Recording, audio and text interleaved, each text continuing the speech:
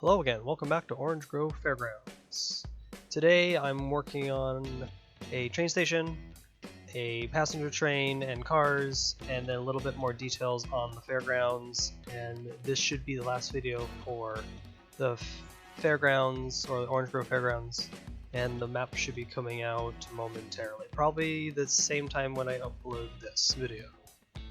So right now I'm working on a old-fashioned, pretty modern looking passenger car. This is a passenger car that's modeled after a Amtrak type car. I think it's called Amfleet 1 is the model number, or somewhat of it. It looks like a tube. So I'm going to use cylinders, cubes to give it that cylinder oblong look, to give it that definition. Later in the video you'll notice some differences with the car, because I did notice some mistakes when I was working on this car, that it was too short on either end where the couplers are. But it happens when you work on something like this, that you make a mistake, so you have to go back and redo it. So you'll just see me do some adjustments, making it a little bit higher. It was a little too squished or too short, and at this point it was a mistake with the blueprints. Blueprints can only solve so many problems, but for some reason it didn't want to go the height I wanted, so I had to do that by hand still. So unfortunately that happens. That's maybe a con for the blueprints. They only go every 0.5 height, so that is somewhat of a disadvantage sometimes, but you figure that out and then you learn from it and continue on. So here I'm going to try to do some window spacing with pillars. Didn't like it. I used the pillars later probably for the door parts for the passenger car. Here I'm trying out some lines for like decorative paint, but borders are actually pretty thick. So I'm probably going to change those out for, I think, the hanger parts. So those were pretty bad looking. So we're going to change them out. I even tried just painting the bricks or the cubes. Didn't like how that turned out because you can see it clipping colors on the other side. So there was a lot of experimentation with this passenger car. So, oh, and the windows, I figured out you can use the actual window pieces that are in the game. You just flip them around, and so they're just the back end in there. They work pretty well for being just windows. So first I'm going to figure out where doors should go. Also, just to remind one more time that this is going to move a little bit or change as I find out the mistake. I wasn't paying attention how long the bogie was in the coupler, because when you build a passenger car or any train, the car should be built over the couplers, and the couplers shouldn't be hung out that far, because you have to also imagine these cars are interconnected with a walkway tube. So I wasn't thinking about that when I was building this, because these cars that I'm imitating they interlock with a walkway in between, so passengers can walk from one car to the next, to maybe like the snack car to the sleeper car, stuff like that. So I'm going to plan out a little bit of the station platform just to see what's the idea of where it's going to sit. Still testing out, playing with the idea with the borders and the colors. Yeah, it was just a lot of experimentation this round.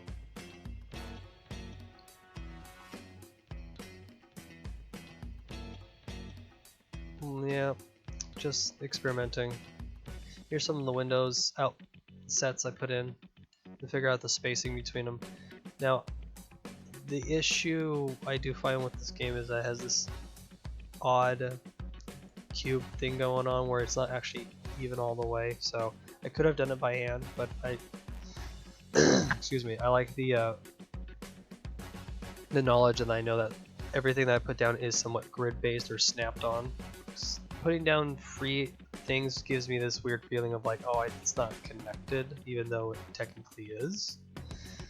So here's the borders, not borders, these are the hanger cross beams I'm going to use as decorative line, and it works better this way. It looks neater, cleaner, and it's starting to look like an Amtrak train car. So here I'm going to make the little connector portals. Just shapes in one brick placed freely because I couldn't print it. It just wouldn't work. So you have to do things by hand, and that's a little bit of a thing you got to do just to get some details that you want. Some details on top. Now off to build some of the train station because I gave myself a break from working on trains. I jump around from project to project if I'm working in the session, so try not to make my sessions so boring if you just do one thing at a time. It's probably a good idea that you do that, switch from thing to thing. So this train station is going to be based off a couple train stations that I know in my area. So one train station would be Union Station in LA, which is it is architectured after like a mission, so a lot of adobe, red tile, and the station is also a little bit modeled after some of the stations down the line. That's here in California, so probably like Santa Barbara station's also adobe like. Here in California we love using adobe, and so that's what we do, is adobe, arches, sandstone, so you have a tile, gray tile. In building this, I wanted to use some of the walls to do offset because I have an anarchy on, so I wanted to put the archways away from the wall. Yeah, away from the wall. And so that's what I did. Excuse me with the coughing, I was a little sick for a couple days. Planning out where some of the sidewalks would go and the parking lot. Just placing out a simple parking lot. But the shape of the station is going to start taking shape very soon. So this is the pretty simple adobe station for Orange Grove. Tested different heights of roofs toward the center of the building. That doesn't work out. Later I'll change that down. Finishing off some of the details of connecting the arches to the ground. So no guests will touch this area, but it's a nice idea to have some like atmosphere on your map.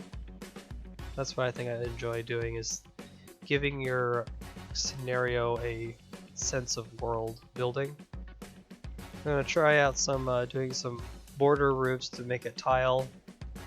I decided not to do it because I also want to keep in mind that I don't want to do too much scenery for people who have lower end computers than I do, because it would eventually does bog down a system when you have so much scenery all over the place, even though it's off screen. So I just decided to make it just plain roof. I've done tile work like this before. I did it on my Zephyrus Plains map, my Greek map, and that just takes up so much CPU, but it looks nice. I mean, that's the downside, is that it looks nice, but it takes up a lot of resources. So I try not to do it on everything, but if I'm doing it like on a play map of my own, or I'm replaying one of the original scenarios, I'll do tile work or something just to make it look realistic, because tile roofs really bring out detail, and I like tile roofs. So it works with like pirate theme, or it works with mission theme, maybe a little bit of Asian or Japanese. Here I'm going to work on some of the little bit of the clock tower. So I was looking at some examples. So the clock tower that's for the Union Station in LA is built kind of like a little temple on top, and then there's a clock. It's very simple, not a lot of pieces, but turns out pretty well. So over here is just a little outdoor balcony area for travelers to wait around for a train.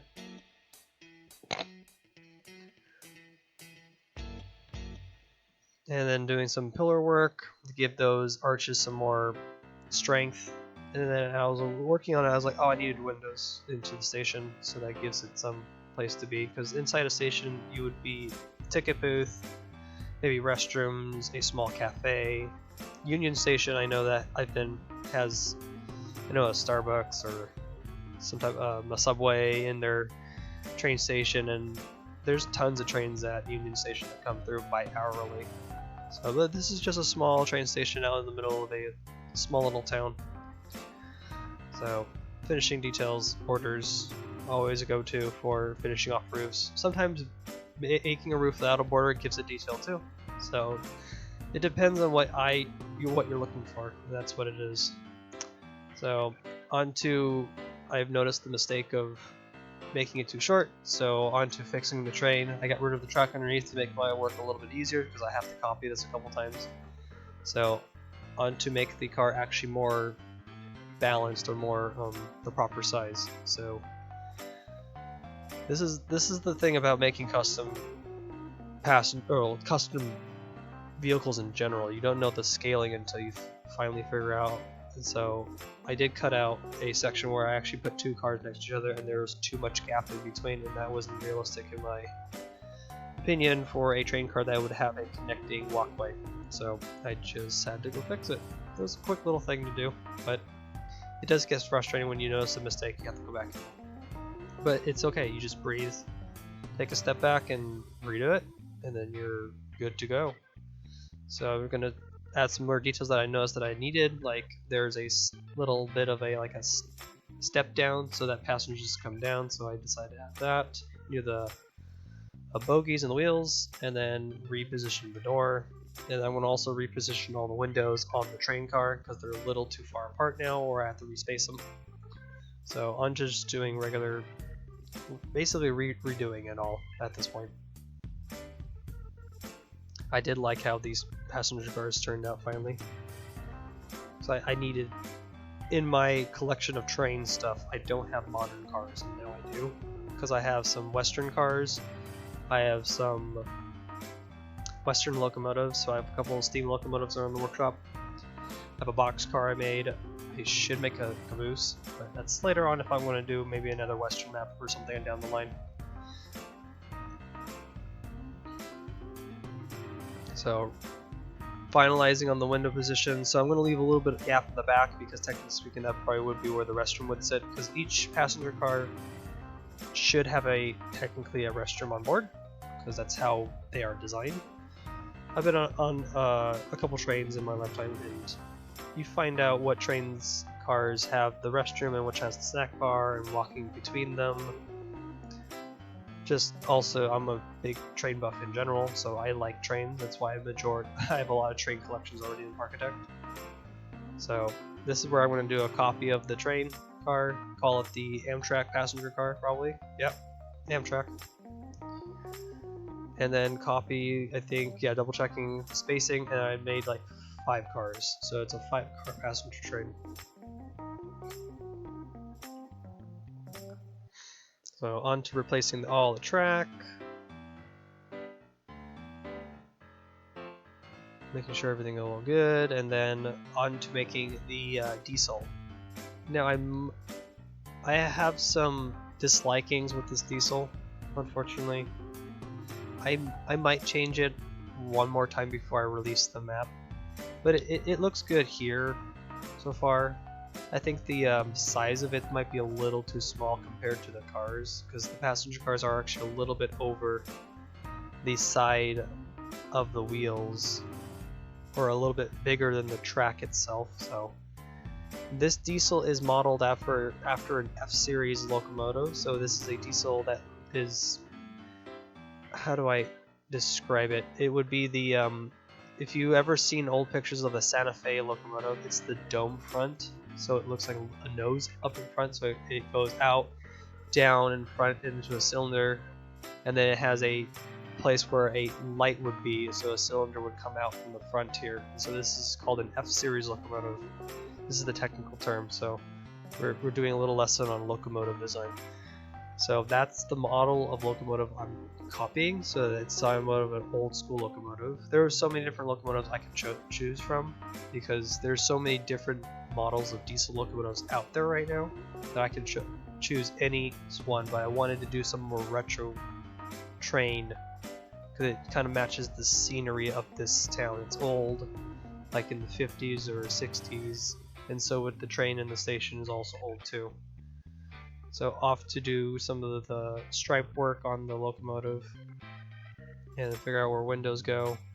These window parts are really useful for doing things like this. Here comes the light nose, or the nose light, I don't know what you want to call it, but there's the light for the locomotive. Added a little bit of a gray border to give it some definition. The locomotive does look good. I don't know if I'll change it. This is just an undecisive thing right now because I get a little subconscious on when I build something. And I look at it, I think it looks wrong or it looks out of proportion. Because the worst critic you can ever have in any art project you work on is yourself usually, and so I try not to over criticize myself. So on to do some details like some vents, so that's where the engine block would be. It's where the 3 little circles are on top are fan exhausts for the diesel locomotive. Because the diesel locomotive works is it's diesel run that goes into an electric generator that then powers the wheels. So it's a diesel electric to be exact. So adding some of the stripes for color. Starting to take shape, looking like a locomotive. I've done only, let's count, 2 steam locomotives that are the same model but different colors. A old Western steam locomotive, so like from like the Old West, so it's called the American 440, the old one, so that's 3 locomotives. A diesel for Petroleum Mesa, and now this diesel for Orange Grove. So I've done 5 locomotives. I'll probably do more because trains are. Oh no, I forgot to count Thomas the Tank Engine. Oof, I almost forgot. I made Thomas the Tank Engine. It's on the workshop too with Annie and Clarabelle. If you really are a big Thomas fan, you can go find them on the workshop. I made those a while ago. I was thinking of making a Thomas the Tank Engine map or something, or maybe a land to represent those locomotives, because I do plan on making the rest of the trains for that. Well, I digress. That's just off tangent train stuff. So on to finishing the locomotive. Just finish the stripes and all that stuff. So now on to doing some details inside the map now. So in my previous video I did the looping star, and it needs an actual sign. So this is where I'm going to build a looping star out of some very cube shapes. The smallest you can go and still stay on grid is 0.15. So that's a tip for you guys. Stay at 0.15 and then use the 8 grid when you do the Alt key. And that's where you can get the closest to putting cubes together without having spaces. You can do it by hand. That would be the hardest thing to do, but you can do it by hand if you have a steady hand. I'm showing out different ideas if I want to make the actual O's for the loop out of cylinders, but it just doesn't work out. They're just spaced differently, and they don't really necessarily work out. So we're just going to go back to 100% cubes just to make lettering. Making custom signs for this game is a little difficult. I wish we had the option to do like the signs from RCT1, where it was just a flat banner and then you would type in a sentence or a title and it would just type it out for you. That probably would work here in Parkitect. I just don't know if the creators want to pursue that. I don't know if anybody's ever thought to make that a mod. I don't know what entails to make a mod. I don't do programming. I could probably learn into it, but I don't know what that would entail. But keep in mind, I also like just not to do mods in general, except for maybe the I'm doing the flat ride mods for maybe a new project, because I like the flat rides. It gives the game more options for the, I don't know, play. That just makes more sense. So I'll use those. So there's looping, add some support in the back to make it look somewhat realistic. And then now on to the bottom part will be the word star. And then this should look somewhat like it's a complete sign. I've done a couple signs for coasters and my other maps and stuff like that. I do signs on giant park entrances, so like the newest project that I'm going to work on after this release is going to be Astroworld. It's going to be that collaboration / I don't know what we're calling it, a collection of parks that are strung together because they're from one company. So it's like a Six Flags type of idea. So Astroworld's going to be based off of Six Flags Astroworld in Houston. Well, I don't want to talk too much about it because that will be another series of videos.